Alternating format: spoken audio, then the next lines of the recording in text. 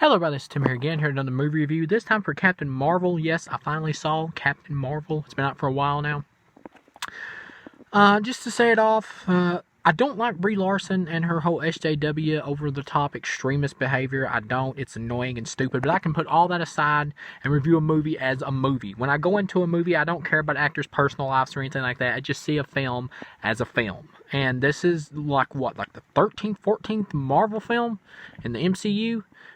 Pretty much a precursor to Endgame. I will say this right off the bat. If you're only going to see this movie because of Endgame, you do not need to see this movie to lead into Endgame. You don't at all. At all. I didn't see anything that really led into Endgame. But, just to jump, Brie Larson in the film, she plays Carol Danvers, who becomes Captain Marvel. And she doesn't remember who she is. She has dreams about this woman, whose name was Lawson, I believe. And either Lawson or Larson, I can't remember which. Later on in the film, you find out she was actually a Kree, and Brie Larson has been brainwashed and thinking she's a Kree, and she's teamed up with the Krees to go fight the Skrull, who you think is the villain. And later on, you learn that they're actually the good guy, and I enjoyed that twist. That was a neat twist. I didn't see that coming. She has like these superpowers where she can launch energy blasts out of her hands and stuff and fly. She's very powerful. I've heard people say that she's supposed to be like the most powerful character in the MCU. Really, it doesn't play that way. She doesn't seem anywhere close to the power of Thor, honestly, really, at all. Even like base Thor with the hammer, she doesn't seem as powerful as. All she can literally do is fly and shoot energy blasts. I don't even think she could take the Hulk, to be honest. At least not from this. But, I mean, if she's going to defeat Thanos, they're going to need some way bigger backup. And, the movie is pretty drab and boring, and Brie Larson's acting is pretty bad to start with. She's really bad at delivering the one-liners when they're in space and stuff. Once they get to Earth and she crash lands on Earth, the movie picks up and it becomes much more fun, and she teams up with young Samuel Jackson, who looks great. He really looks young here, and Samuel Jackson does a great job. He's the best part of the film. And there's this little cat, you've seen it from all the trailers, named Goose, who he's petting on and rubbing on. It's pretty funny, and he always packs him around with him. When they get to Earth, Brie Larson's acting gets better. She does a good job, but she's still hit or miss with the comedy. And this being the so far into the MCU, by now the comedy is just kind of by now. It's hit or miss. Comedy's all about timing, and by now they've used pretty much as many jokes as they can, and not all of the humor works here. And Brie Larson's delivery on some of the jokes doesn't work. Other times her deliveries is pretty funny, like when she's getting the Skrull or reading her memories and they're on this communications board, and it's showing like this dude talking to her saying, hey, you know why they call it the cockpit? And she blasts the screen or whatever before she leaves, after we just saw that memory earlier in her mind when they were going through it. That was kind of funny. Another thing, people wondering, is this like some kind of over-the-top feminist message? It's really not, really. I mean, they do make a little bit of a point about the fact that she's a woman, how they show a flashback when she's a little girl, and they're letting this little boy race, and they don't want her to do it. Her dad does it, and she's like, well, why, you're letting him race? And it's kind of like, oh, it's because he's a boy, that was kind of stupid. And other men are looking at her like, you're too soft, when it shows her in military training. That kind of stuff was too stupid. But later on, you learn towards the end of the movie, that's not because she's a woman, it's just because she doesn't have a handle on her emotions. It's really not a feminist thing at all. Honestly, Wonder Woman is more feminist than this, by far, and did it much better. Just to say right off the bat, this is not a terrible movie. It has some really bad parts, but it's not a terrible movie. When she gets to Earth and crash lands in Blockbuster Video, that's funny. When she gets in a fight with a Skrull who's pretending to be an old lady, that's funny. Later on, when she's teamed up with Samuel Jackson, run around the places, that kind of stuff is all funny and humorous and enjoyable. Young Coulson is here. I enjoyed seeing him. That was cool. He's teamed up with Samuel Jackson. Later on, she starts piecing back memories of her past, finding her best friend, who also does a great job. I will say this, Brie Larson's acting in this film is not terrible. Once she gets to Earth, her acting gets better, and she's good. She is good. She has trouble delivering some of the one-liners. Later on in the movie, though, she kind of warms up a bit, and she starts to smile more and show more charisma into her character, instead of just being like the ultra-tough, badass, tough G.I. Jane chick.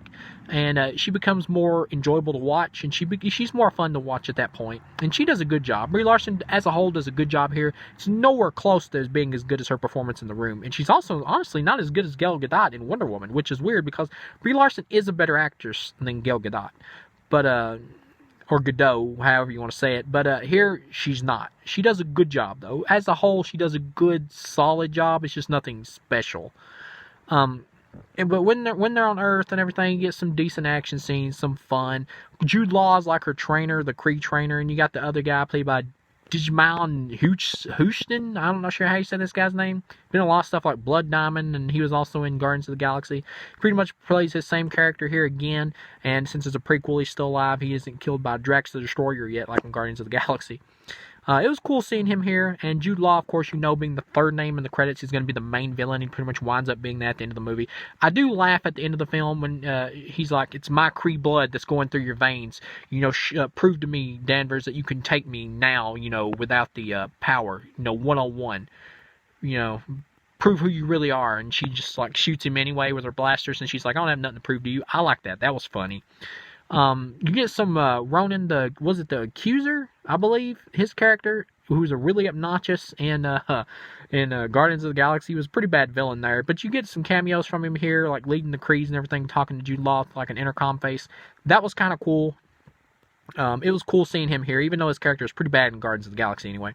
And at the end of the movie, they leave room open for a Captain Marvel sequel to be set before Avengers Endgame. Like, she flies off at the end to go find the Skrull a safe place to live, because all they want is a home, and pretty much the Kree are trying to destroy them because they don't want, the Skrull won't bow to their will. So they're leaving room open for a sequel directly after this one, in space, I guess, or on another planet or whatever.